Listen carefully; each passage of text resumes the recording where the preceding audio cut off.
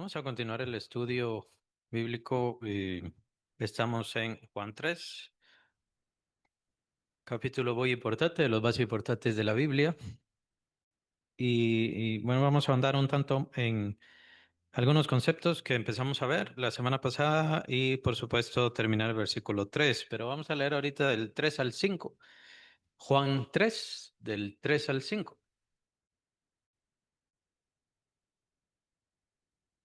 Amén. Gracias. Recuerden, el contexto viene de su purificación del templo, la purificación de Jesús del templo, y que eso, por eso revisamos la cuestión de las religiones. El Señor Jesús está dejando por sentado que lo que él venía a traer ya no era una religión. Ese es el fin. Entonces, lo que nos está dando es un cuadro muy profundo y muy fuerte. No es otra religión que vengo yo a establecer. Yo no soy otro supuesto maestro o gran maestro que viene a establecer religión. Yo vengo a establecer el reino de los cielos. Y ahora entonces va a hablarnos de este lugar sobrenatural, de esto que es sobrenatural y por supuesto también se integra el nuevo nacimiento. Entonces, nos quedamos la semana pasada, versículo 3. ¿Qué es el reino de Dios? ¿Qué es el reino de Dios? No lo veamos solamente en el sentido como nosotros lo conocemos, sí, lo conocemos, pero en el sentido de más o menos que se acuerdan cuándo se empezó a anunciar el reino de Dios, cómo es que tenía que venir el reino de Dios. Antes del bautismo es Juan el Bautista, quien dice arrepentidos porque el reino de los cielos se ha acercado y así empieza a predicar el Señor Jesús. ¿Está bien? ¿Qué dice en el Antiguo Testamento o qué nos habla el Antiguo Testamento? Que se acuerden, porque la verdad es mucho. No nos vamos a poner a revisar todo, es mucho. Pero sí les llama la atención, es un tema bien interesante, bien importante. De hecho, algunos teólogos dividen toda la historia bíblica, tanto el Antiguo como el Nuevo Testamento, dividen toda la historia bíblica con respecto al reino, el tema del reino. Muchos dividimos, yo me centro un poco más en eso, pero también entiendo la razón por la cual ellos ven así. Obviamente vemos que el gran tema bíblico es Cristo, siempre es Cristo, ese es el gran tema. Pero hay quienes entienden que es el reino de Dios. ¿Por qué? Porque Jesús es el rey. El Señor Jesucristo es el rey, entonces obviamente necesita su reino o va a establecer su reino. Entonces, para estas personas, para estos teólogos, es esa la gran división, el reino de Dios. Y entonces lo ven el reino de Dios como Dios lo está estableciendo. Empecemos por el llamamiento de Abraham. Ahí empieza el llamamiento del reino de Dios. Y como lo conocemos en esta forma universal, y al mismo tiempo espiritual. Recuerden que la bendición y el pacto que hizo Dios con Abraham era que en su simiente serían benditas todas las familias de la tierra. Si no estoy mal, es Pablo quien señala esto. Al decir simiente, ahí se está refiriendo, porque no dice en tus simientes, sino en tu simiente, o sea, en tu semilla. Recuérdense que simiente significa semilla. En tu semilla serán bendecidas todas las familias de la tierra. Si no estoy mal, es capítulo 4 de Romanos, donde Pablo dice, ahí cuando dice tu simiente, ese es Cristo, ese es Jesús. Entonces es una referencia directa hacia Jesús. Será bendita todas las familias de la tierra. ¿Y eso a qué se refiere? Pues obviamente se refiere al reino de los cielos. Se refiere al establecimiento del reino del Señor Jesucristo. Vemos obviamente que se señala más al rey, pero obviamente si es un rey, es porque va a tener su reino, ¿no? ¿Qué tan grande va a ser el reino de Cristo? Que sería el reino de Dios, el reino de los cielos establecido en esta tierra. Hablemos del reino, no nos vayamos un poquito así. Hablemos del reino. Pero el reino sí hay algo específico con respecto al fin, y creo que es a eso a lo que se refería la hermana. Isaías 9, ¿no? Lo dilatado y la paz no tendrá fin, sí. Pero ¿en dónde empieza? Empieza en Cristo y inicia obviamente en Jerusalén. ¿Cuál fue la interpretación de los judíos del tiempo de Jesús sobre el reino? Y ahorita lo dije de forma muy básica, muy elemental. Ahí podemos darle. rienda suelta a estar revisando todo lo que tiene que ver con el reino. ¿Cuál era la convicción o la idea de los judíos del tiempo de Jesús con respecto al reino de Dios? Les pregunto.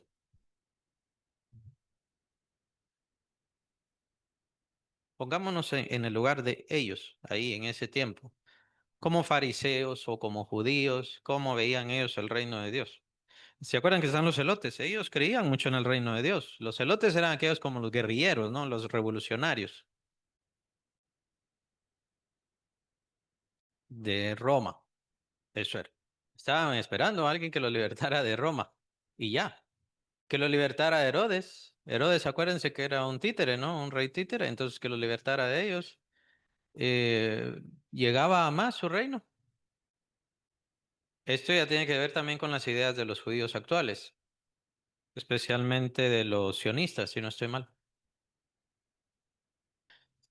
Sí, principalmente de los sionistas. La verdad hay muchas discrepancias y muchas ideas con respecto a ese prejuicio que se tenía, a todos esos prejuicios que se tenía, pues entonces se definía de ciertas formas al Mesías. Por eso es que vemos a Jesús como un carpintero, ellos lo vieron, mejor dicho, vieron a Jesús como un carpintero, un nazareno, que era un predicador, y dijeron, este no es el Mesías. ¿Por qué? Lo acabamos de decir. Si ellos están hablando de un reino que viene a liberarlos de Roma, entonces, ¿cómo necesitan al Mesías para que fuera así? Un caudillo, ¿verdad? Una persona líder que levante al pueblo, pónganse en armas y vamos a empezar a acabar con todos estos. Es posible que esta fuera la idea, pero es imposible reconocer la idea de todos. Algunos piensan que esta fue la idea de Judas Iscariote, algunos piensan que fue la idea bueno, incluso había un celote entre los mismos discípulos. Entonces, es posible que se diera esta misma idea de que si Jesús estaba con los romanos, siendo preso y con el poder que tenía, y ellos lo habían visto, había alimentado a 5.000, había alimentado a 4.000, había caminado en las aguas, se había transfigurado, entonces obviamente se iba a liberar del Imperio Romano y ese sería el momento en el cual se levantaría en armas. Es imposible considerar todo esto. Lo que sí sabemos es de que definitivamente es una idea errónea, porque ellos tenían un mal concepto, un preconcepto erróneo de el reino que Dios venía a establecer. Ellos pensaban que se trataba algo tan escueto, tan pequeño como un reino ahí local, circular, y un rey que vendría a establecer otra vez el, el reino de David. Pero no sabían que la idea de Dios era mucho más grande. Esta idea del reino sí estaba bien, era una convicción muy fuerte en los judíos de aquel tiempo. Y también era una convicción muy fuerte, siendo judíos, pues obviamente también, en los discípulos. ¿Se acuerdan cómo inicia Hechos? Hechos capítulo 1.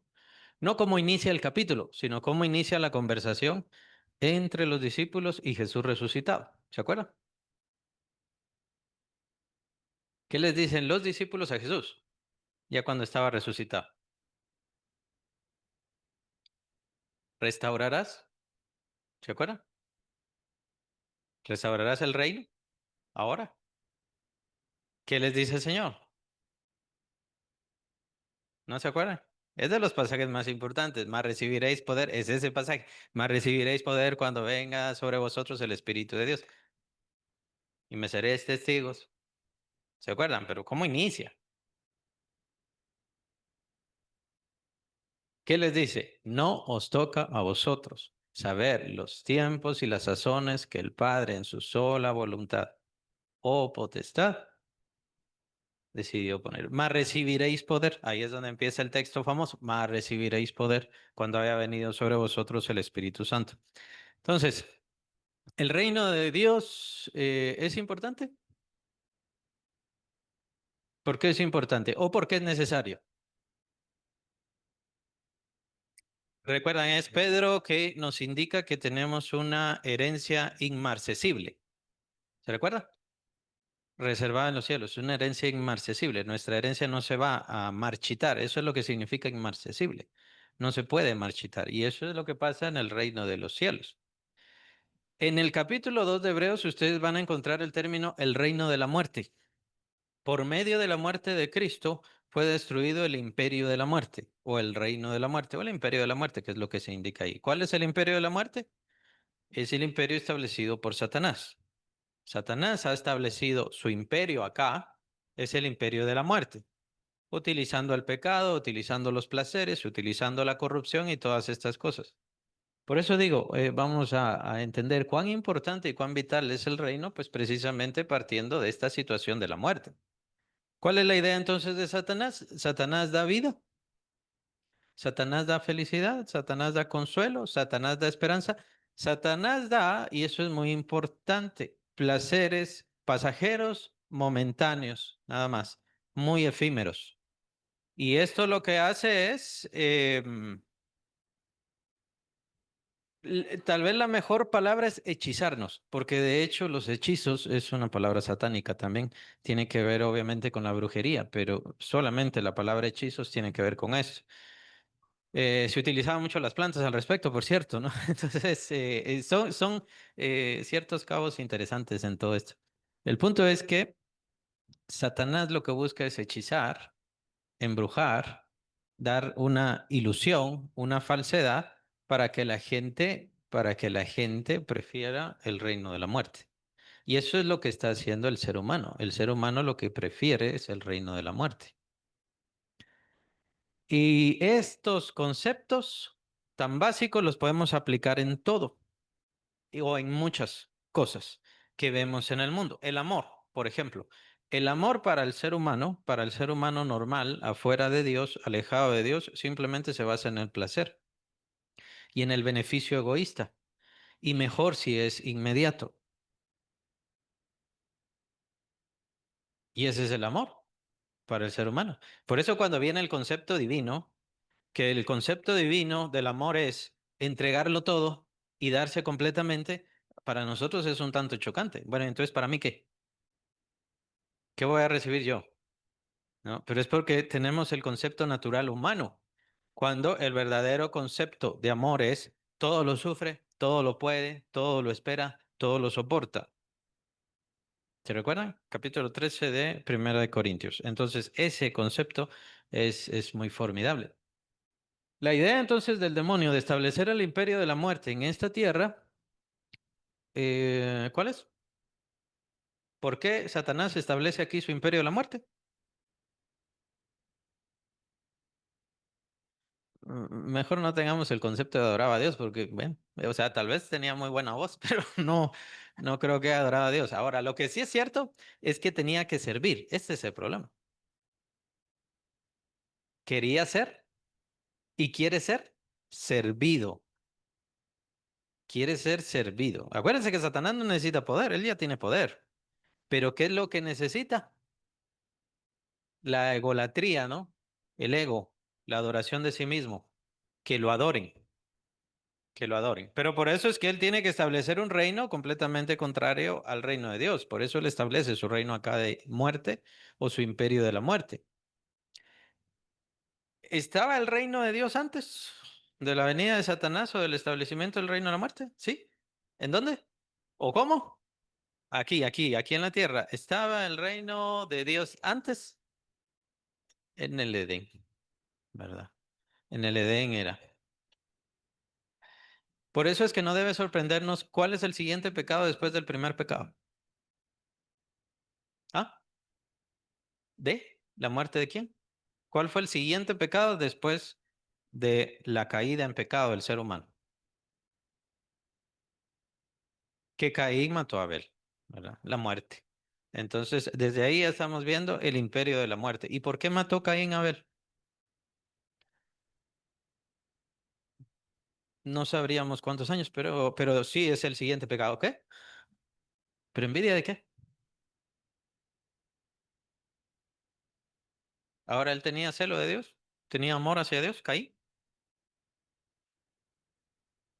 Pensemos por necesidad, porque hay muchos asesinos que dicen algo así, ¿no? O muchos ladrones que dicen algo así, que tengo que darle de comer a mis hijos. Entonces, por eso voy a quitarle a la gente y voy a quitar vidas. Caín tenía eso. Caín no tenía ninguna necesidad. Eran dueños del mundo. Entonces, ¿cuál fue el verdadero sentido? El verdadero sentido es que es el gusto de matar. El poder sobre la vida. Ese poder, ¿quién lo tiene? Verdaderamente, ¿quién lo tiene? ¿A quién le pertenece? Solamente a Dios. ¿Por qué? Porque Él da la vida, Él la puede recoger. Él es el único que tiene libertad para eso. El que tiene derecho a eso. Entonces, cuando Satanás establece su reino de la muerte, lo que hace es, obviamente, como que tomar esa posición, tomar ese gusto, sentirse Dios en ese sentido. Acuérdense que los ángeles no se mueren. Acuérdense que los ángeles no se mueren. Entonces, eso es parte del gusto y del agrado, bien podemos pensar, del mismo Satanás. Además, los seres humanos se sienten fuertes, eso es lo que vemos, es parte de la enfermedad maligna. Se sienten fuertes, se sienten poderosos porque se sienten con derecho de quitar la vida o de dejar vivir a las personas. Por eso estamos viendo aquí elocuentemente cuál es el sentido. El sentido es que todo el imperio es de muerte y de condenación y de destrucción. ¿No les ha pasado cuando ustedes han evangelizado a una persona y dice, por supuesto, sí, quiero ser salvo? ¿Cuáles son las dos alternativas que le dan cuando ustedes evangelizan a una persona? Reciba a Cristo y tenga la vida eterna, sea hijo o hija de Dios. Por toda la eternidad tenga una relación con Dios. ¿Cuál es la otra alternativa? Irse al infierno, a condenación, a ruina y todo lo demás. Sí, son las únicas dos opciones, pero ¿por qué la gente elige la del mundo, la malvada? Rechazar a Dios. Más, no quieren creer. No quieren creer y todo, ¿por qué? Por parte de los engaños del imperio de la muerte, el imperio de la condenación. A donde va todo el mundo es a la condenación. Capítulo 2 de Efesios, versículos 2 y 3, ahí está la corriente de este mundo. Todo el mundo va en esa misma corriente hacia la condenación y hacia la destrucción. Esto es conforme al príncipe de la potestad del aire, el espíritu que ahora opera en los hijos de desobediencia. Por naturaleza, todos éramos hijos de ira, es decir, ira hacia Dios. Siempre provocábamos ira a Dios. ¿Y esto por qué? Porque es la corriente de este mundo y es parte de los engaños. Por eso es que los que están en el mundo los que están en el mundo dicen, no, yo estoy bien con Dios. No, yo tengo fe en Dios. Yo creo en Cristo. ¿Por qué? ¿Conocen la verdad bíblica? ¿Se preocupan? ¿Entienden la verdad bíblica? No. Solo dicen, Dios existe y me ha ido moderadamente bien como cualquier ser humano. Me ha ido más o menos, entonces Dios me bendice y eso quiere decir que Dios está conmigo. Sus conclusiones son elementales. También lo dicen. Y recuerden que también es problema y culpa de la religión. La religión también tiene esa culpa. Entonces, las personas están eligiendo irse a condenación, irse a ruina eterna, alejados de Dios, alejados de la luz, alejados de la vida, alejados de bendición, porque en este mundo tienen un poquito de placer y han entendido que esa es la felicidad, tienen el licor, los vicios y todo lo demás, dicen eso es la felicidad. Es porque es lo único que han aprendido y lo único que han entendido, ¿sí? Exacto. O sea, están eligiendo esas cosas que da Satanás, es parte de los engaños. ¿Por qué Satanás hace eso? Por eso. La ganancia fácil. El poder también es otro que envilece bastante, el poder. Entonces, el reino de Dios viene a quitar la muerte.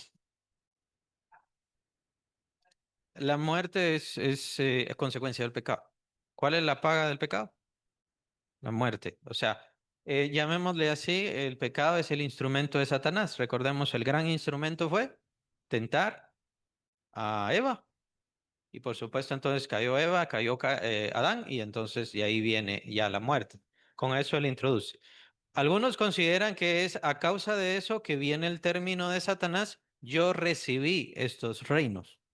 Yo recibí estos reinos. ¿Se acuerdan de la tentación de Jesús en Lucas? Ahí lo revisan en Lucas. Yo recibí estos reinos y tengo poder para dárselo a quien yo quiera, dice Satanás.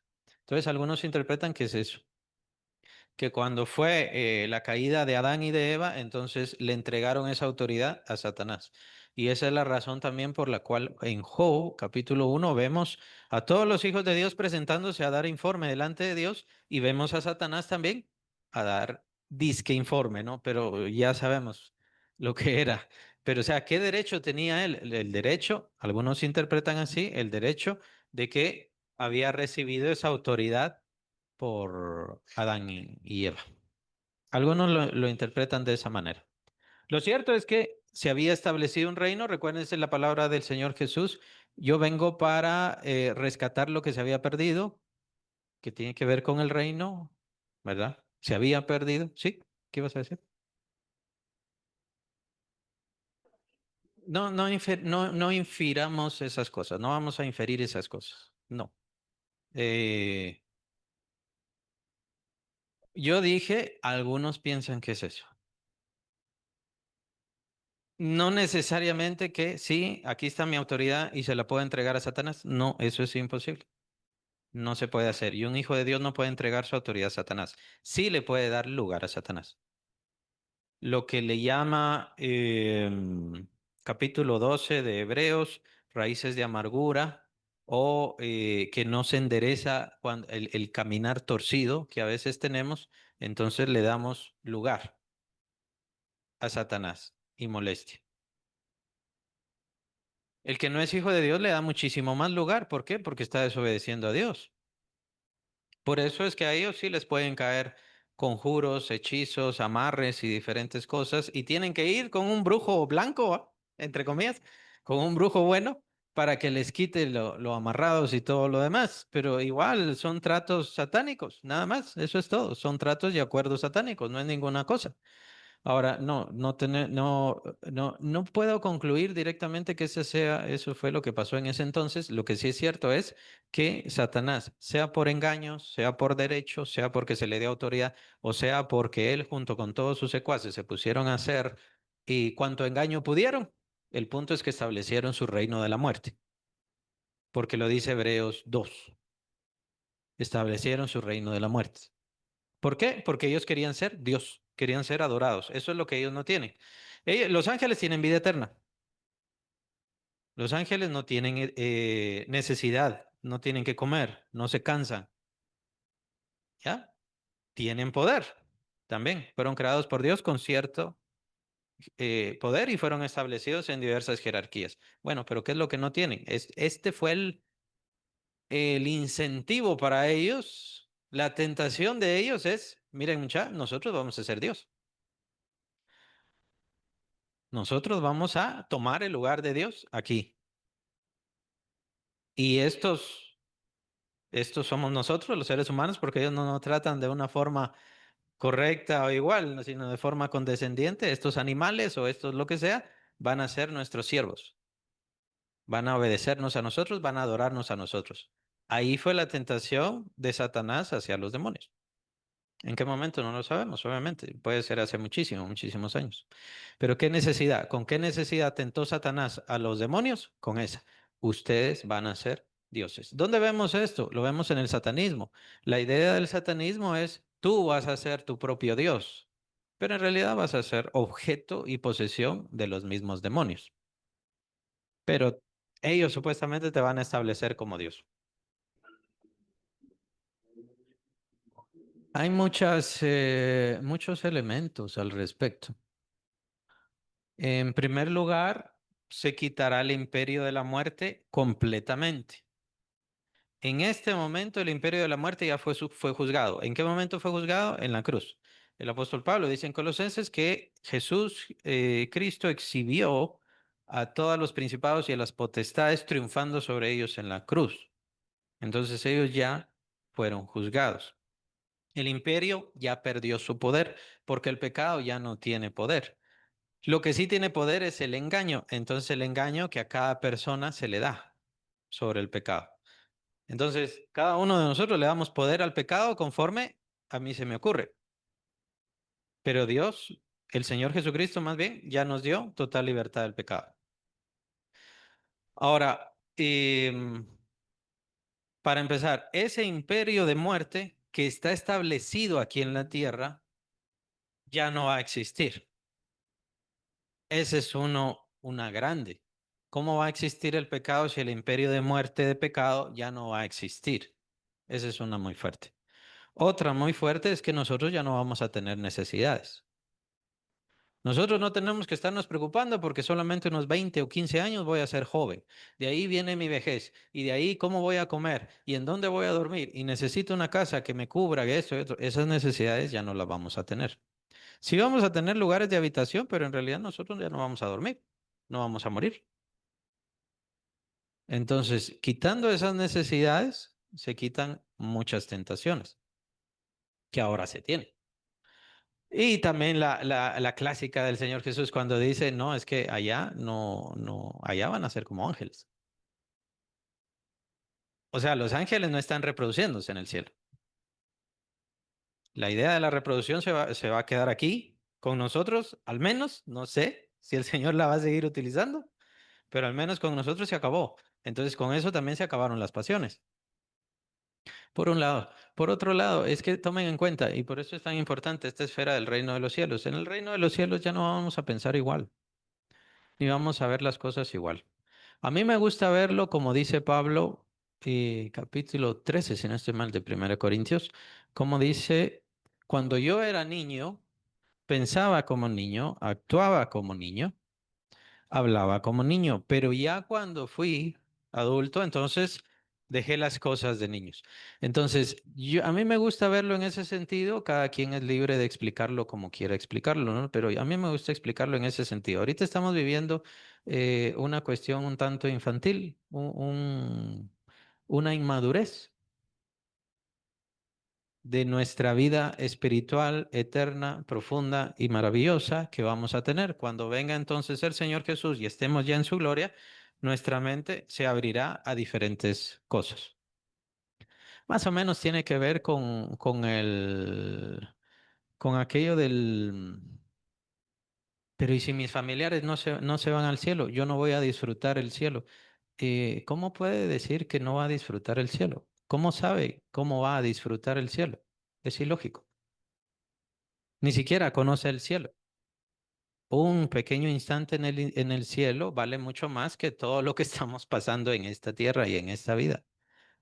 Es cierto que tenemos amor por nuestros familiares, pero a lo que voy es que vamos a tener una vista mucho más profunda y mucho más maravillosa, pura, plena, perfecta de muchas cosas. La fidelidad es el problema, porque si no somos fieles en esta tierra, no vamos a ser fieles en la eternidad. Si soy fiel en esta tierra, lo dice el Señor, sí voy a ser fiel en todo lo que me va a dar después, pero eso es aparte. Nos estamos alargando a otras cosas. Bueno, vamos a ver las otras cuestiones. Justicia. ¿Hay justicia en el reino de los cielos? Es que esta es parte de la confusión, o en gran medida la gran confusión. ¿Será espiritual? ¿No es espiritual? Los judíos del tiempo, o así en el caso de Nicodemo, al escuchar las explicaciones del Señor Jesús, pues ese sería el problema y lo que choca. Ellos, recuérdense, lo mencioné al principio, ellos esperaban un reino donde vendría el gran caudillo, levantaría al pueblo y entonces sometería al imperio romano. Entonces, ¿ellos qué esperaban? Un reino físico, temporal de esa era, nada más. Eso era nada más lo que esperaban, pero era algo físico. Viene el Señor Jesús y establece un reino, llamémosle espiritual. Por el momento le podríamos llamar espiritual, pero lo cierto es que el reino de los cielos no es espiritual. El reino de los cielos es total, es completo y va a dominarlo todo. Va a establecerse sobre todas las cosas. ¿Qué es lo que pasa ahora? Lo que pasa es que ahora existe el reino de los cielos en base al cuerpo de Cristo. Y el cuerpo de Cristo está unido, unificado, impulsado por medio de el Espíritu Santo. El Espíritu Santo. Entonces sí podemos decir, bueno, el reino de Dios es espiritual en ese sentido, en esa situación. y gana dominio porque también hay ángeles y hay esfera de ángeles, pero no hay jerarquía de ángeles y no se ha establecido, no se ha posicionado. Es decir, nosotros no tenemos que dominar. Con eso no estoy en contra de que un cristiano se tire a la política. Si deja de ser cristiano por tirarse a la política, si es que pasa, entonces ahí sí está lo malo y por supuesto se va a ir al infierno o más bien nunca fue cristiano. Si tiene que dejar de ser cristiano para poder tirarse a la política, entonces mejor que ni se tire a la política, porque no vale la pena. No vale la pena perder el alma por eso. Pero nosotros como cristianos tenemos que meternos a la política para poder gobernar y dominar y todo eso. No. Esa es una mala interpretación que se está dando ahora, especialmente por este evangelio de la prosperidad, pero esto viene en base a ciertas filosofías. Nosotros somos los hijos de Dios, nosotros somos y tenemos sangre real, sangre especial, y por eso tenemos que empezar a dominar el mundo. La Biblia es clara. El reino de Dios, y de hecho lo dicen, o sea, he oído algunas conclusiones de algunos, que nosotros los cristianos tenemos que empezar a dominar el mundo, tenemos que estar en los lugares de dominio, de gobierno y todo lo demás, porque si no, Cristo entonces no vendrá. Y eso es una total falsedad, eso es mentira. La Biblia es más que clara. ¿Quién establecerá el reino de los cielos en esta tierra? Jesús. ¿Quién someterá a todos sus enemigos debajo de sus pies? Jesús. Capítulo 15 de Primera Corintios, también en Apocalipsis aparece todo esto, es Jesucristo. ¿Nosotros vamos a pelear junto con Cristo? No. Nosotros vamos a resucitar y vamos a estar con Él y le vamos a recibir en las nubes, pero nosotros no vamos a pelear. ¿Quién va a pelear? Es Él. Entonces, ¿qué diferencia, no? Utilizan esta cuestión de la prosperidad precisamente para esto y para seguir sacando dinero. Más o menos es lo de las religiones, ya lo vimos no hace mucho, ¿no? Entonces, no, es un reino que será establecido y su dominio será absoluto, físico, espiritual, universal, estelar, cósmico, cuántico, celular, macroscópico, microscópico, como quieran llamarle. En todo sentido, será el dominio del reino de los cielos. En este momento está esta característica de vanidad. Es la característica que nos da el apóstol Pablo. El pecado del ser humano trajo la vanidad de la creación. Lo menciona capítulo 8 de Romanos. La creación fue sujeta a vanidad por causa de aquel que la sujetó en esperanza. No podemos concluir que el pecado cayó sobre todas las cosas, sobre el cielo, sobre el agua, sobre los árboles, sobre los animales. Pero lo que sí debemos concluir, y esa es la expresión que nos da el apóstol Pablo, vanidad. La creación fue sujeta a vanidad por causa de aquel que la sujetó en esperanza. Entonces, ¿esa vanidad se quitará en el reino de los cielos? Sí, se quitará. Entonces ya no existirá.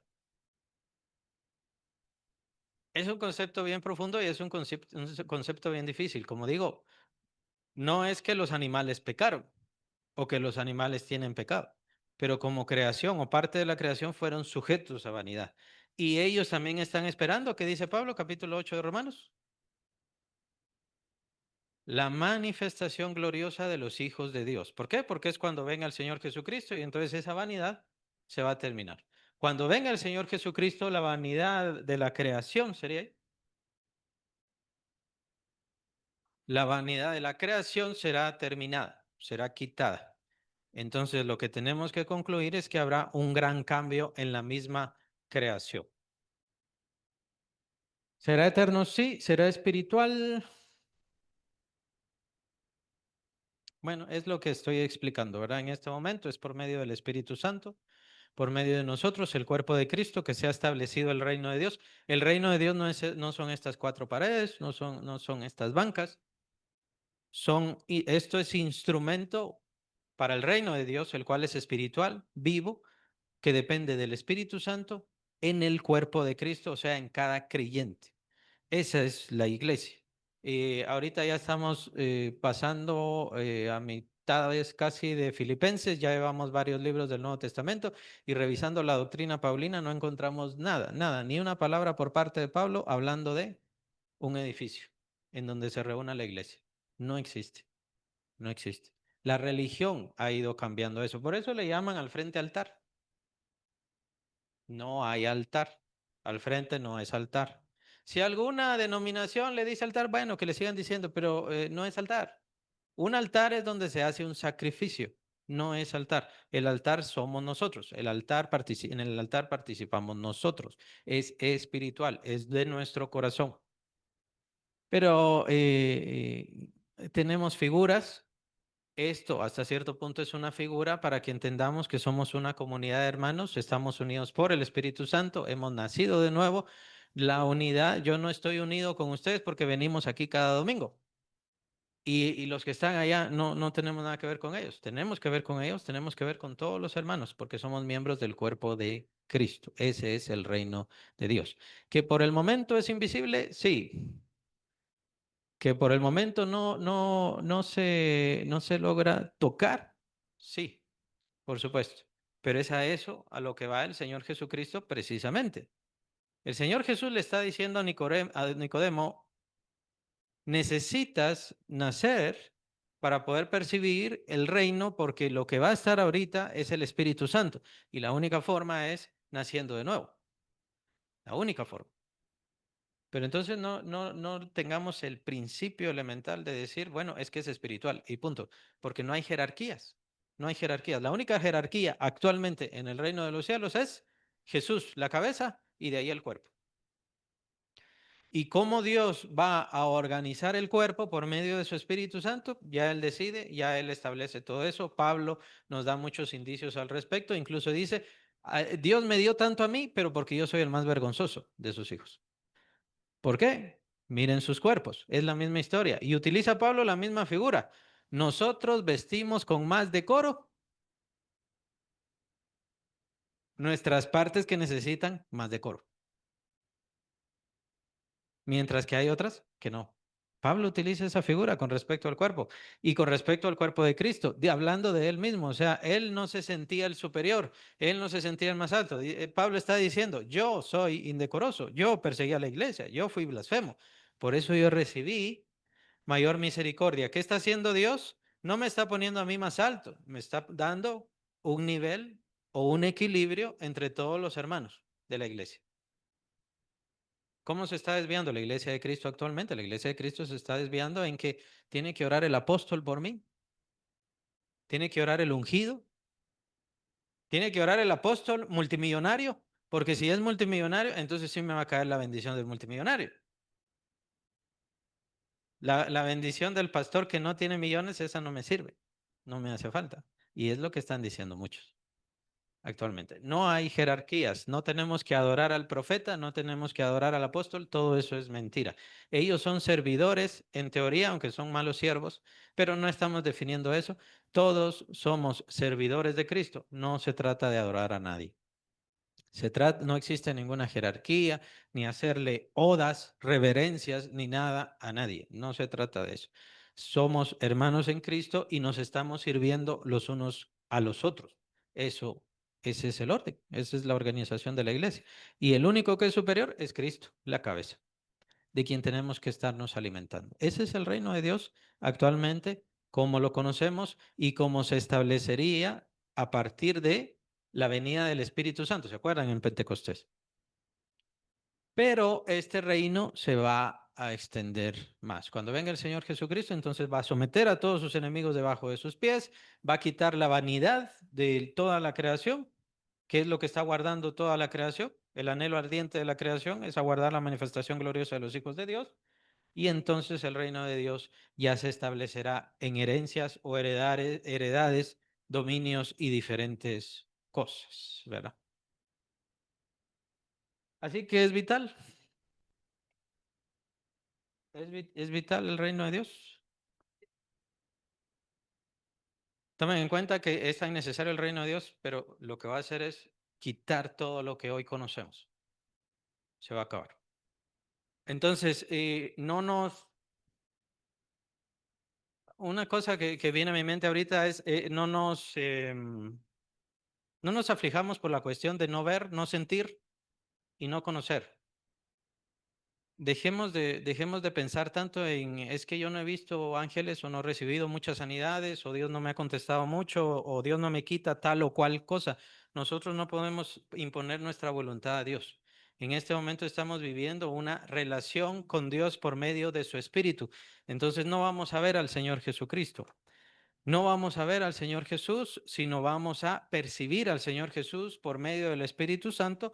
El Espíritu Santo hará que viva en nosotros la imagen del Señor Jesucristo y aún más, capítulo 3 de 2 Corintios, nos está transformando en esa imagen, si nosotros se lo permitimos. Nos está transformando en esa imagen. Ese es el concepto actual. Y lo digo porque hay muchos cristianos que se desvían y es por eso que se han apartado de las iglesias, especialmente de las iglesias fundamentalistas, porque están buscando manifestaciones, revelaciones. Es que allá se hablan en lenguas, es que allá se ponen a temblar y a brincar, es que allá hacen todo este tipo de cosas. En primer lugar, ¿será bíblico? ¿No es bíblico? ¿Cómo es bíblico? ¿Está seguro? Y por otro lado, es que ni siquiera le importa eso. Lo único que les importa es como manifestaciones de éxtasis y diferentes cosas. El punto es que la manifestación del Espíritu Santo no es un éxtasis, no es una pérdida de razón, no es hacer cosas incoherentes y mucho menos show. Recordemos al Señor Jesucristo, él mismo le decía a quienes sanaba, no digas nada a quienes sanaba, ¿verdad? Pero ¿en qué se manifiesta la labor del Espíritu Santo? En que nos vayamos pareciendo más a el Señor Jesucristo. Eso quiere decir los frutos del Espíritu Santo o el fruto del Espíritu Santo. Amor, gozo, paz, paciencia, benignidad, bondad, fe, mansedumbre, templanza. ¿Está creciendo en eso? Entonces sí tiene cercanía con el Espíritu Santo. Si lo que hace es nada más cantar bonito o brincar o bailar adentro de la iglesia o diferentes cosas, en realidad no está teniendo ningún crecimiento y ninguna cercanía con el Espíritu Santo. ¿Quiere oír al Espíritu Santo? Lea la Biblia. ¿Quiere conocer al Espíritu Santo? Conozca al Señor Jesucristo a través de la Biblia. De ahí todo lo demás, un éxtasis, una forma mística supuesta que existe ahora, todo eso no sirve y no vale la pena. Y por eso lo digo claro. Ahora así es nuestra relación con Dios, así, espiritual, íntimo, personal. Por eso es que el Señor le dice a Nicodemo, necesitas nacer de nuevo porque si no, no vas a percibir el reino de Dios. Y nadie percibe el reino de Dios. ¿Cómo sabemos que no percibe el reino de Dios? Porque el mundo se siente bien con Dios. Piensa que todo está bien, piensa que están normales, piensan que no hay problema. ¿Por qué? Porque no les cae un piano encima, porque no les caen meteoritos encima, piensan que por eso están ya bien con Dios. Capítulo 17 de Hechos explica el apóstol Pablo claramente, Dios le ha dado al ser humano un breve tiempo, una ventana de tiempo, una oportunidad de tiempo. Eso es su vida para encontrarse con Dios, para encontrarse con Dios. De lo cual nosotros como iglesia somos colaboradores y de ahí ya no pasemos a más. La gente se desvive actualmente. Es que la profetisa se la llevaron allá a la Antártida y allá está la entrada del infierno y todas esas cosas. Lo único que tenemos que hacer es predicar el nombre del Señor Jesús y dar testimonio de Él y se acabó. Eso es más que suficiente. No tenemos que hablar y ver sobre ventanas espirituales, sobre la puerta del infierno, profecías sobre esto, sobre aquello. No tenemos que ver ninguna de esas cosas. El diablo sí utiliza todo eso para desviarnos de la verdad. La verdad es el Evangelio del Señor Jesucristo, las buenas nuevas de salvación y que las personas tienen que arrepentirse y regresar a Dios por medio del Espíritu Santo. Y como cristianos tenemos que orar bastante. Tenemos que orar bastante y tenemos que componer nuestros conceptos, no para chocar con las demás personas, pero tenemos que componer nuestros conceptos. ¿Por qué? Porque hay muchos cristianos que piensan que una persona por venir a la iglesia ya estuvo, ya es parte del reino de Dios, ya se convirtió, ya aceptó, ya esto, sí, pero ¿cómo está su corazón? ¿Cómo está su fe? O sea, este es un lugar, este es un recinto y es un instrumento de Dios. Pero el objetivo es que usted y todos nosotros tengamos una convicción y una relación. Una convicción o convicciones basadas en una relación con Dios por medio de su espíritu, mediante y usando el instrumento de la palabra de Dios. Si yo voy a la iglesia, no voy a la iglesia. Si yo leo la Biblia, a veces no leo la Biblia. ¿Cómo está su corazón? Nosotros aquí no le decimos, a ver, ¿cuántos capítulos leyó? Usted no leyó suficiente, pasa al frente, pues ahí va de castigo, ahí va de penitencia, o póngase a ver para la pared o algo así. No, es su relación personal, individual, íntima con Dios. Es que no tengo tiempo, eso es mentira, ya no digamos eso. No tengo tiempo, es mentira. Claro que tiene tiempo. Y tiene tiempo para esa relación perfecta y plena con Dios. Lo que pasa es que no la quiere tener. Por eso es que tenemos que orar. Que una persona esté en la iglesia no es garantía que ahí se va a quedar o que de verdad sea cristiana. Y claro, si una persona se aparta de la iglesia, no sabemos cómo Dios va a tocar su corazón, no sabemos cómo Dios va a tratar su alma y que, bueno, voy a empezar a regresar. Es que no se trata que regrese a la iglesia, se trata que regrese al Señor. Y si tuvo una relación, no tuvo una relación, está teniendo una relación o tiene un conflicto. Tiene un conflicto con Dios. Esto lo tiene que tratar usted con Dios muy personalmente. Por eso les digo, la oración no es cualquier cosa.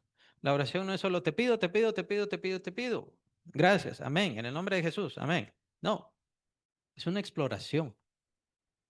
Debe darse una exploración.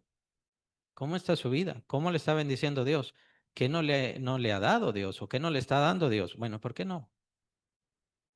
¿Hay algo? ¿Hay algún conflicto? ¿Hay algo en contra? ¿Debo cambiar? Esa es la difícil. ¿Debo cambiar? Y esa nos cuesta a todos. Nos cuesta a todos. Sí, tengo que cambiar en esto. Sí, Dios quiere que cambie en esto. Y uno cuando lo explora por medio de la oración, pues lo ve más que claro, ¿no? Ahí está. Esto es lo que Dios quiere que yo cambie. Entonces, el reino de Dios tiene que ver mucho con nuestras almas. Por eso es que no es solamente espiritual. El reino de Dios tiene que ver mucho con nuestras almas. Dios está tratando nuestros corazones y este amor y esta cercanía que va a ser con cada uno de nosotros, de eso va a depender toda nuestra eternidad. Entonces, tome en cuenta, bueno, ¿por qué voy a la iglesia? ¿Por qué no voy a la iglesia? ¿Por qué estoy así como en esa duda y en esa situación? Revises, ¿ha crecido? ¿Se ha desarrollado? ¿Tiene convicción fuerte? ¿Tiene convicción firme? ¿Cómo está su relación con Dios? El problema aquí no es su relación con nosotros. Nos estimamos y está bien, nos preferimos, pero no es su relación con nosotros. Es su relación personal con Dios. ¿Cómo está mi relación personal con Dios? Y es lo que usted tiene que tratar y Dios está tratando individualmente con usted en su corazón.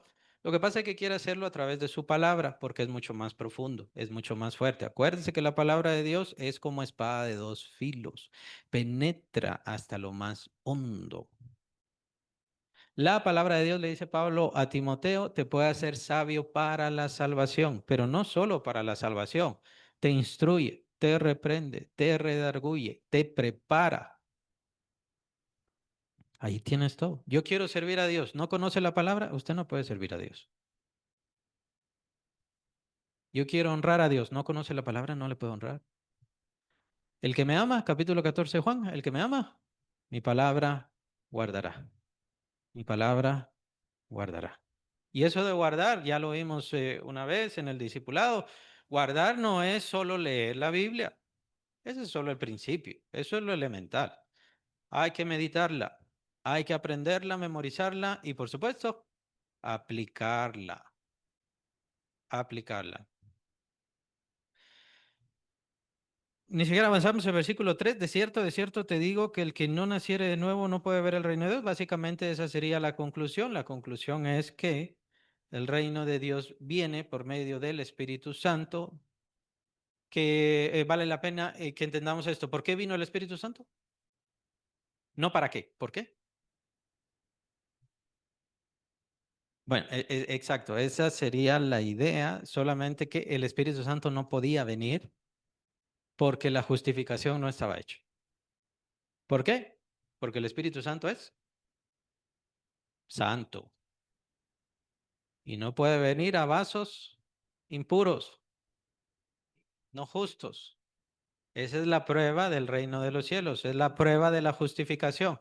¿Por qué Jesús hizo la justificación en los cielos? ¿Por qué todos mis pecados cayeron sobre Cristo? ¿Cómo lo sé yo? ¿Cuál es la evidencia que yo tengo?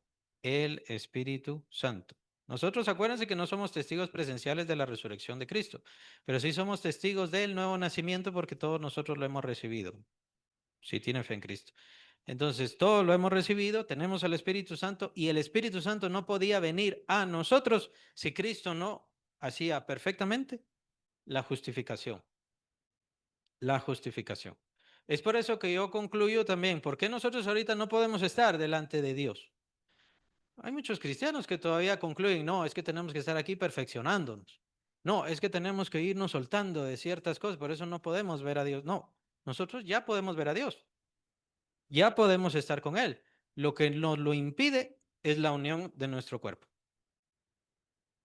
Pero ya está la redención, la justificación, la purificación, la santificación y todo lo demás. Solamente estamos esperando la glorificación, sabiendo que ya está predestinado. Capítulo 8 también de Romanos, muy importante. Pero si en el instante que yo suelte este cuerpo, mi alma suelta este cuerpo, inmediatamente yo estoy presente con el Señor, como le dice Pablo, ausente del cuerpo, presente con el Señor. No tenemos que hacer más justicias, no tenemos que lavarnos de ciertas cosas. En este mundo solamente somos instrumentos de Dios para pregonar, estamos dando el anuncio, por eso es que somos ángeles. Acuérdense que la palabra ángel es mensajero. Nosotros somos mensajeros, o sea, somos ángeles de Dios, somos colaboradores de Dios, somos instrumentos, hablando del evangelio de las buenas nuevas de salvación. ¿Ya? Quien quiera recibirlo, quien no quiera recibirlo, cada quien es libre, pero eso es. ¿Y cuáles son los talentos que Dios nos da y que los utilizamos con ese propósito? Hablar, pregonar, publicar el evangelio del Señor Jesucristo. Eso es. Ah, no, es que yo quiero más estratos y quiero llegar a profundidades espirituales mayores y todo. No, no lo necesita. O bueno, si quiere hacerse cada vez más espiritual, tiene que someterse más a Cristo y a los hermanos y al servicio. Una persona que ha crecido verdaderamente espiritual, que ha crecido espiritualmente de verdad, es una persona que se somete a servicio y se entrega incluso hasta la muerte por servir a los demás. No necesitan decirlo, eso no lo estamos haciendo nosotros, eso no lo sentimos nosotros en este momento. ¿Por qué? Porque todavía no hemos crecido hasta ese punto. Pero, por supuesto, si seguimos creciendo espiritualmente, aumentando en nuestra entrega y nuestra búsqueda de Dios, es eso lo que viene a nuestro corazón. Nadie le tiene que decir cuide a las demás personas, nadie le tiene que decir vaya a ver a otra persona. No, usted de su corazón va a querer servir a los demás, ayudar a los demás, colaborar a los demás y tendrá esa generosidad por las demás personas. Eso es crecimiento espiritual. Crecimiento espiritual no es más doctorados. No es, antes era solo profeta, no, ahora soy profeta, apóstol, iluminado, elocuente, especial en ninguna cosa, no. O profeta de profetas, apóstol de apóstoles, el apóstol de este país, el apóstol de aquel otro país, no, eso no es y no significa nada en el reino de los cielos. En el reino de los cielos solamente importa aquel que se parece más a Cristo, es decir, que se entrega más a Él, como y se convierte más en Él.